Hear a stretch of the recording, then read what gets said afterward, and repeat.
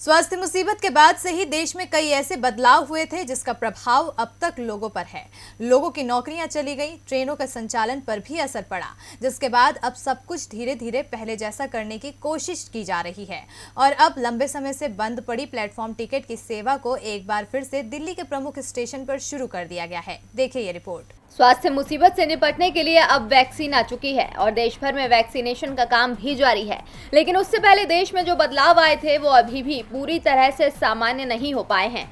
लोगों को मास्क का उपयोग अनिवार्य हो गया है। अब अधिकतर लोग अपने दफ्तर से काम करने के बजाय घरों से काम कर रहे हैं। इसके साथ ही ट्रेनों के संचालन में भी कई बदलाव किए गए थे, लेकिन अब सब कुछ पहले जैसे करने की कोशिश की जा रही है, जिसके मद्देनजर अब लंबे समय से बंद पड़ी प्लेटफॉर्म टिकट की सेवा को एक बार फिर आधी रात से राजधानी दिल्ली के प्रमुख स्टेशन पर शुरू कर दिया है। लेकिन इसकी शुरुआत के साथ ही लोगों के लिए महंगाई की मार भी बढ़ गई है। दरअसल रेलवे ने टिकट के दामों में 3 गुना बढ़ोतरी कर दी है।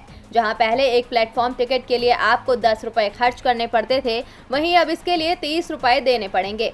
दिल्ली के साथ ही मुंबई में भी प्लेटफॉर्म टिकट के रेट बढ़ा दिए गए हैं। दिल्ली में प्लेटफॉर्म टिकट जहां 30 रुपए हो गया है, तो वहीं मुंबई के छत्रपति शिवाजी महाराजा टर्मिनल, दादर और लोकमान्य तिलक टर्मिनल में 10 रुपए की पिछली दर के बजाय प्लेटफॉर्म टिकट की कीमत 50 रुपए कर दी गई है।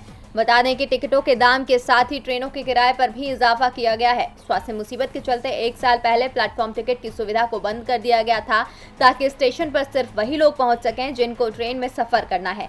लेकिन एक बार फिर इस सेवा को शुरू कर दिया गया है। वहीं कई ट्रेनों का संचालन भी शुरू कर दिया है, जिससे लोगों को राहत तो मिलेगी ही, लेकिन बढ़ाई गई प्लेटफॉर्म टिकट और ट्रेनों की टिकट की कीमत से आम लोगों की जेब पर इसका सीधा असर पड़ने वाला है। डीवी लाइव की रिपोर्ट।